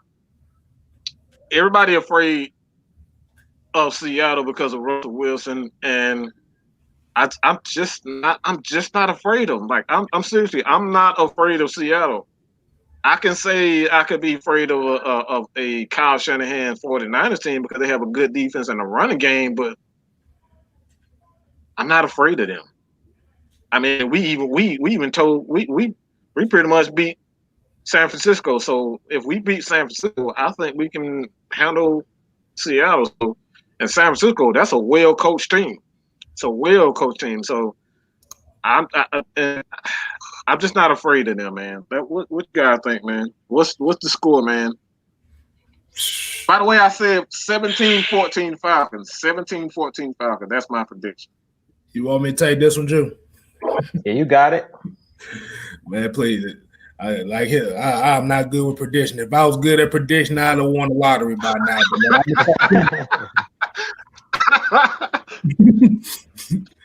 I'm going to say 27-24 Falcons. And as much as we talked about the offense and defense, I think special teams going to have to be a big part of this game. Man, boy, you got that right. Like you said, we got to keep Seattle in some long field. They need to be seeing grass 80 yards away, not 40 yards away. Mm-hmm. Yeah. So I'll go 27-24 Falcons, and I'm gonna stand on it too. That's a good call, Kevin. That's a good call, Kevin. Yeah, I'm somewhere in the same ballpark, dog. I like that. I'm calling 28-24. 28-24 is what I'm gonna call it. It's gonna be a good game, but I think Matt Ryan and them their offense gonna get rolling. I think the defense is really gonna need time to kind of gel. But we brought pretty much everybody back. I mean, other than Todd Gurley, it's only so much you got to do as a running back. He's the only serious new addition that we're bringing in. The wide receivers been here. Russell Gage know what to do. Julio know what to do. Ridley know what to do. Hayden Hurst gonna know what to do because usually the tight end is the check down and you go up the seam of the defense. And if they're not covering you, Hayden Hurst, you keep running. You just go up the seam of the defense every time. So I think that our offense is gonna get rolling right away. I think the defense is going to take time for them to build that chemistry. And I want to see what we do with our defensive line. Like, how are we going to rotate those guys in and out? That's what I'm watching. I'm never worried about the offense. As Mike already said, I'm not worried about the offense because I know what I'm going to get out of Matt Ryan. I know what I'm going to get out of Julio. I know what I'm going to get out of Ridley. You can't stop them. Really, with the offense, I'm just a little concerned of the protection. That's the only thing I'm a little bit concerned about because I want to see what the guards are going to do. What is James Carpenter going to do? That's the one guy that I feel kind of like could be a weak link. So I want to see how those guys gel up front. But if they protect Matt Ryan, are we gonna drag them? If they protect Matt Ryan, it's a wrap. We can put up 35, 40 points easy. Boy, for real. But I don't really know how that's gonna pan out. Like I don't know who's on the Seattle, as I was saying, on the Seattle's defensive line. But at the same time, they could try to get aggressive and try to blitz. And if guys are not ready to pick up that blitz, which I know Gurley gonna be ready. So that was one upgrade that we needed out of the backfield. And Mike made a video about this as well of our running backs being able to block and pick up those blitzes that's coming. So if we do what we're supposed to do, I'm not worried about Matt Ryan. He throws for 300 in his sleep. Julio get 100 yards in his sleep. Julio averages 100 yards per game. So that ain't nothing. Averages 100 yards. Yeah, he averages 100 yards. So he get 100 yards in his sleep. I'm not worried about that. I just want to know how we're going to mix that thing up front because I don't know how healthy Marlon Davidson is. I don't know how healthy Charles Harris is. I don't know what kind of condition these guys are in because how Michael's amped up. Just imagine these players that ain't played no preseason games. It's one thing to have a little scrimmage. Yeah. It's a totally different thing to be in a game. You know what I'm saying? Where you all hyped up and there's no fans to get you juiced up. You got the crowd noise pumped into the stadium. That's one thing. But not having that fan atmosphere, I'm kind of wondering how it's going to feel to the players being in an empty stadium. You know what I'm saying? So I think those guys might be so hyped up in the beginning of the game that they might use all of their energy in the first quarter, dog. They're so hyped up. And then the rest of the game is like, okay, let me adjust this thing. because I think all of them guys are going to be super amped. They're going to be in the new uniform for the first time. They're going to be back, Todd Gurley, a new addition. So I really think the guys are going to be so amped up that it's going to take them time to get into get used to the conditioning of the regular season and get back into game shape. So I think the guys are kind of going to have to play their way back into game shape. But if they protect Matt Ryan, we put up 30 points easy. So I'm saying 28-24. And the reason I say it stays close is because Russell Wilson, like I said, he can make magic, man. That dude just pulls rabbits out of hats, man. He's a magician. So he going to muster up 21-24 easy just because he's going to hit you with a couple big plays just for the mere fact that your secondary can only hold up for so long with him doing all that scrambling that he does. And you ain't going to sack Russell Wilson 5 and 6 times. If you do, God bless you. But I ain't seen nobody sack Russell Wilson 5 and 6 times in the game just because he's Houdini, man. He's so good in the backfield with running around and things of that nature that unless we bring pressure, if we just rely on our front four to get there every single time, those guys are going to tire out after a while of chasing Russell Wilson around back there. So he's going to get a few deep shots just for the mere fact of him, him improvising. So I say 28-24 is what I'm calling. But the Falcons going to win the game. That's all that matters. We're going to be 1-0. That's the main thing. That's all that matters. That's all that matters, dog. As long as we win that game. It could be 3. It could be 6-3. I don't care. The dub is all that matters. Yeah, as long as we get the dub, dog. That's all that matters. All right, man. I think it's PSA time. Woo, man. Hey, SpaghettiOs.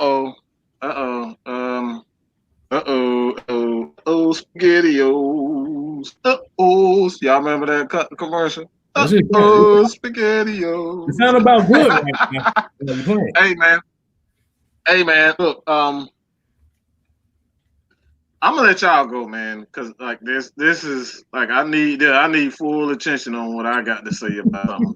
I need full attention. So y'all go. I'm ending this motherfucker. All right, Drew, I'll let you go ahead. Go ahead first. Are you gonna let me take it? All right. Yeah, go ahead. Take it. Let me see here.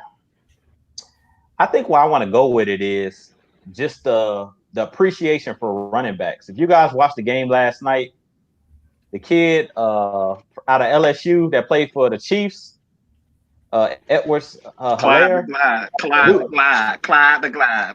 Yeah, man. Oh boy did his thing last night. And Clyde the Glide. Yeah, man. Oh boy did his thing last night. But I think we need to put some respect on these running backs' names, man. I'm getting tired of all of this. The NFL's a passing league. At the end of the day, football is about moving another man against his will. And like Mike Plan, if we can get back to running the football, running the rock, like the days of Jamal Anderson when he was here in '98, when we were just running over everybody, running through everybody, we got to get back to that, man. People love to talk about Kyle Shanahan and how brilliant he is. But if you think about it, what makes Kyle Shanahan great? He comes up with great running schemes. He's not the best at drawing up passing plays and things of that nature. That's more Sean McVay. He's just good at using running backs at what they're good at, putting running backs in the right position.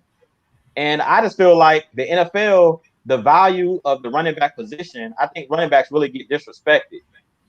Christian McCaffrey, Todd Gurley, all of these guys, when they say don't pay these guys because you can always go find another running back. I agree with that, but that's pretty much with any position. Look at New England. They pull wide receivers off the street and make them household names. So it's pretty much the same. I feel like the running back position, we need to put some respect on these running backs' names. Edwards Hilaire out of LSU, he was, I think, the 32nd pick in the first round. So I was just happy to see a running back go out there and ball and actually see a running back get picked in the first round. Because I'm getting tired of hearing we can get a running back out of the 4th, the 5th, the 6th round. Hey, look, man, some of these running backs got talent. Todd Gurley is really going to show this season why the Falcons needed to bring him in. We're going to see a huge upgrade over Devontae Freeman. No disrespect to Devontae Freeman. I love Devontae Freeman, but he's not Todd Gurley. And we're gonna see that early and often on Sunday. Just watch what I'm saying. It was a reason last year that the Falcons, I think we didn't have no 100-yard rushers last year at all. In no games last year, we didn't have a single 100-yard rusher. So I think this year, Todd Gurley is going to turn a lot of heads. All the people talking about he got a bum knee. Y'all gonna see why he was a beast at Georgia, and he's still a beast. Madden dropped his ratings this year. I think he like an 86 on Madden. Oh, they're gonna have to boost that rating back up into the 90s. He's gonna prove a lot of people wrong. Because trust me, Ty Gurley's one of them guys. He jokes with the media and stuff like that, but he got a chip on his shoulder.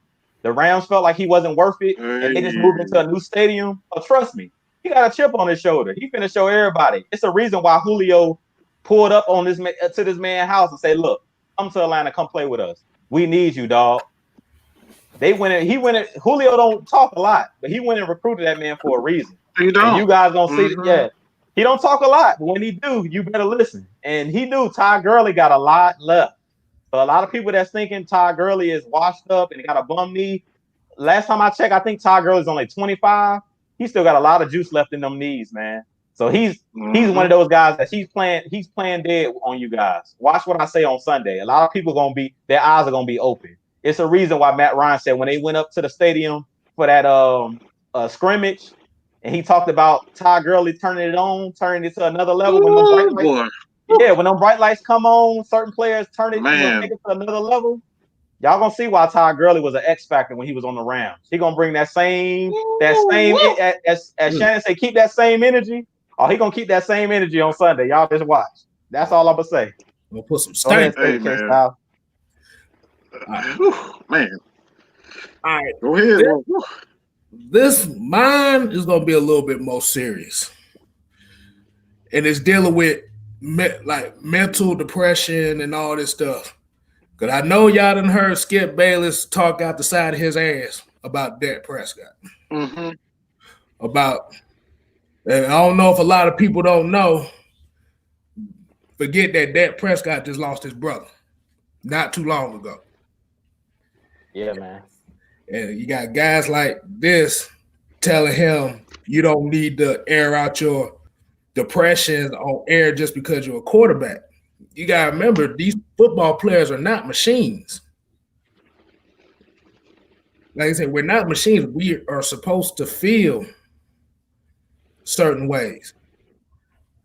I'm surprised Shannon Sharp didn't clothesline this motherfucker on the show. But like I said, especially like in today's days, like I said, depression is like a major thing, and internet bullying it's just not condoned. You got too many kids out here that are so depressed that they're willing to take their life just to get away from the pain. And we have to learn how to embrace people and what problems that they have and help them. And I say it's just it's just sad when you look at these football players and you, like you said, you forget that they're human. That's just like saying, okay, Thursday night, the guys are in unity and you got the fans out here booing them. Yeah, that was crazy, man. Like you're that basically exposing yourself as bigots. Like I said, the kneeling of the national flag, like I said, you basically just proved the point that the national flag, y'all getting mad at Colin Kaepernick, it wasn't about no flag. That those same folks don't give a damn about military people. But the ride from my point, like I said, if you know somebody, like I said, if you know somebody that's dealing with something, personal issues, like I said, help them out. Because maybe you helping them out can save their life. And I'm gonna end it on that because I'm just ending on that. Oh yeah, one more thing. Go Rambling Rhett Saturday. Okay, back to where we're going. Man, you could have kept that bullshit, man. Just shit. You could have kept that. Man, forget all y'all motherfuckers. Hey, I'm part of the motherfucker. So what? Hey man. Miss Becky, you want to go first? You want to go? Yes, I do, y'all. I ain't got no rant. No, go ahead. Go ahead. I'm hyped. Go ahead and do your little last whatever, because I'm hyped. I'm ready to get hyped on this thing because we got a game Sunday, y'all. Hey, I'm gonna say it like this, man. And this is a little bit serious.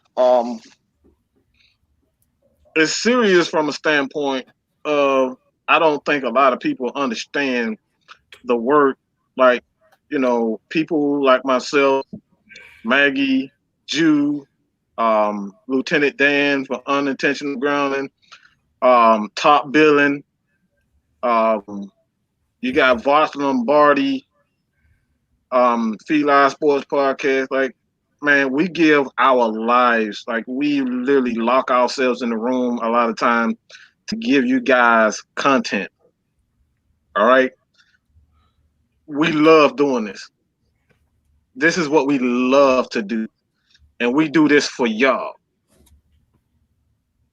And we got some content creators. I'm not going to say their name. Y'all know who the fuck y'all are.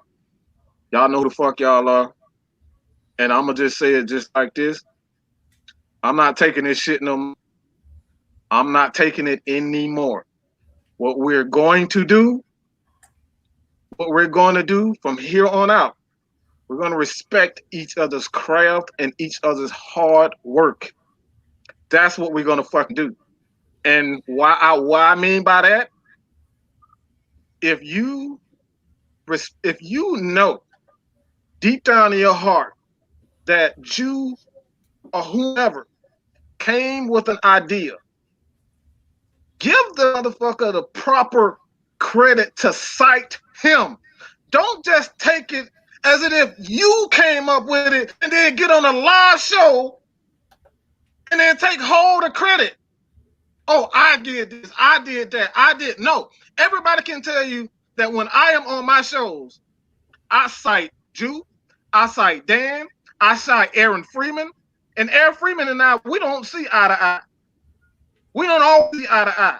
But when I see something that I like that Aaron Freeman does, Scott, I don't know how the hell you say his last name. I'm just say Scott C. All right, I don't know how to say your last name, but if I see something that I like from these guys, I give them the proper respect. That's just the respect of the game. You know what I'm saying? That's how the game goes. Don't just take people's stuff and you know you steal it. You know you stole the idea. And then you hog all the credit as if you did it. I'm not a damn genius. I got a team of guys around me to help me get to this point. I didn't do this by myself. But I know what I'm doing. I do my research, and I spend 10 hours, 12 hours sometimes a day helping you guys get, like, I'm giving you guys content. We spend a lot of time doing this. And from now on, I'm telling you just like this.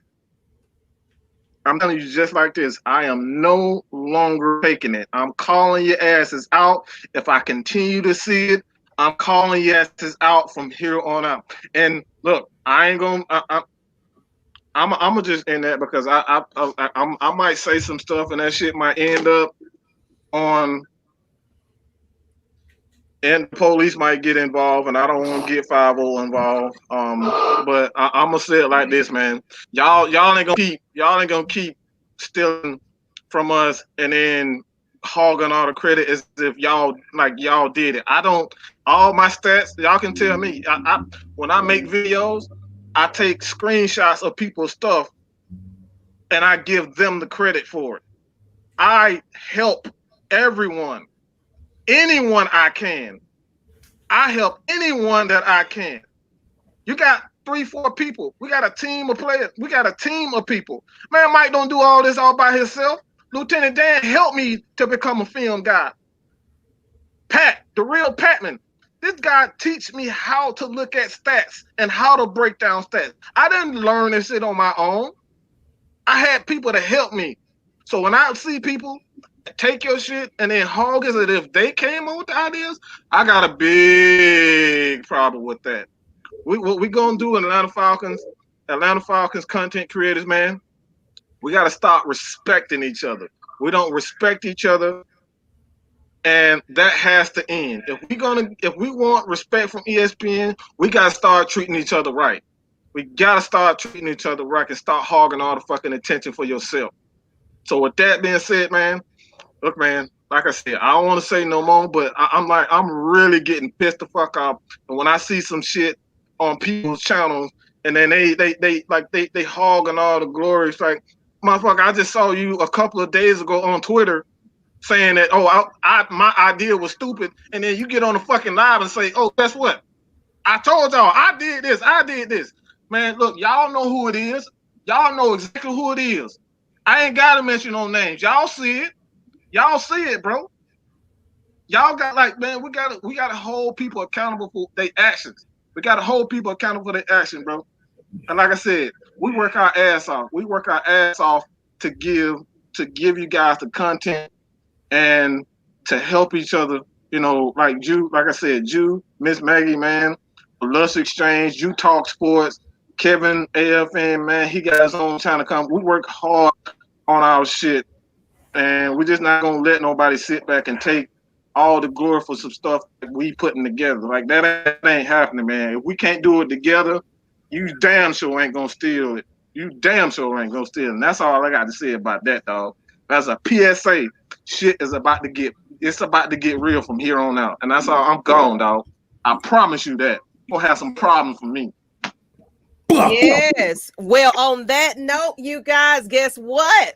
We got to rise up this Sunday. We got to bring it. We might not be in the stadium, but y'all need to be blowing up Facebook, Twitter, Instagram. Let's stop all this negative Falcons news. When you got our reporters dogging us and talking about us, y'all got to be the fans and say, no, the Falcons are here this year. This is our year. I'm sick and tired of the negative from the news articles, from the radio stations that don't give the Falcons no kind of love.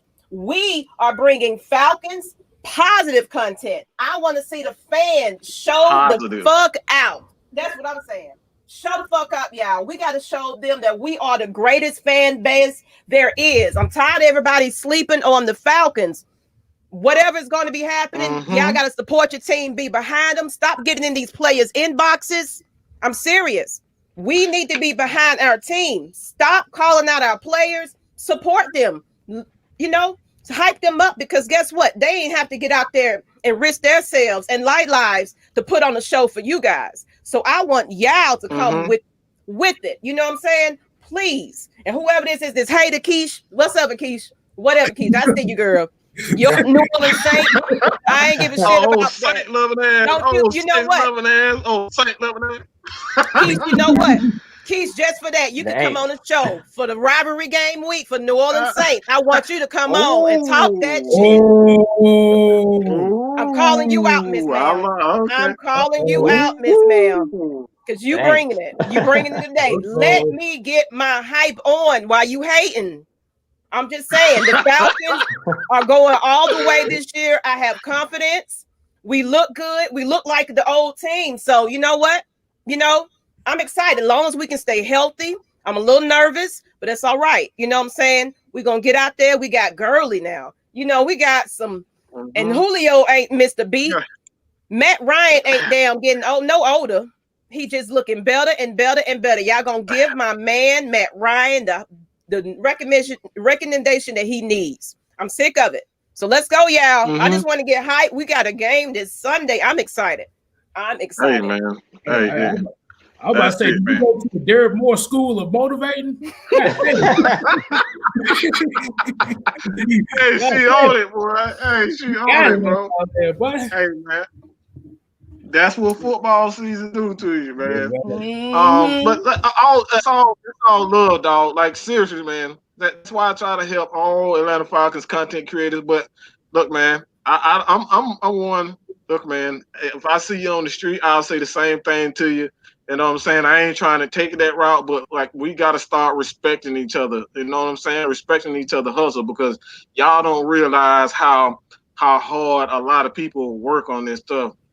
And like, we really love what we do, and we see people that don't get the proper credit, and not just the credit, just the proper respect to cite that you said something incredibly, intelligent. Like, whoever it is, Kevin said something.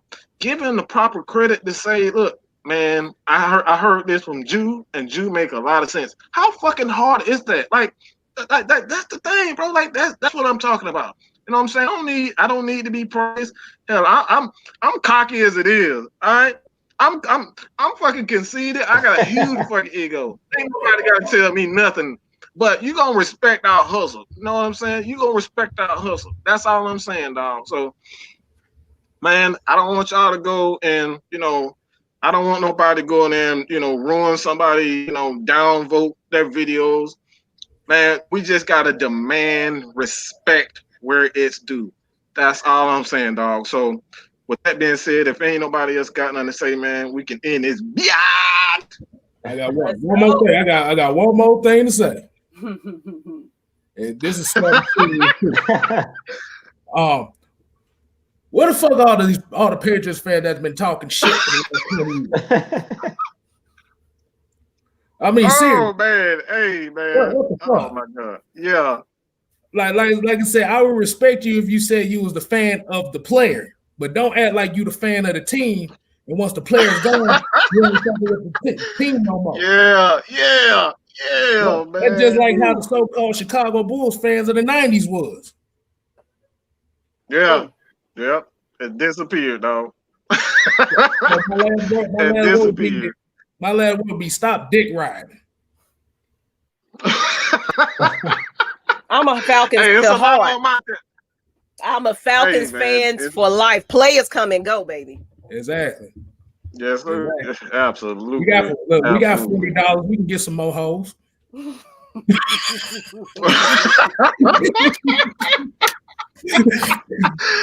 wasn't ready for that one, man. Oh man, I wasn't ready for that one. Oh man. You got to throw that one, man. Oh man, I'm good now. I'm good. Hey man. But I would say, like I said, I appreciate, like I said, we appreciate all the fans that tune in tonight, and like I said, just giving y'all the opportunity to chat with us and vibe with us, and we all one family. We all we got, goddamn. Mm-hmm. Absolutely. Yes, sir. Yes, sir. So, with that being said, let's rise up. Yo, let me rise my beer up. Rise up.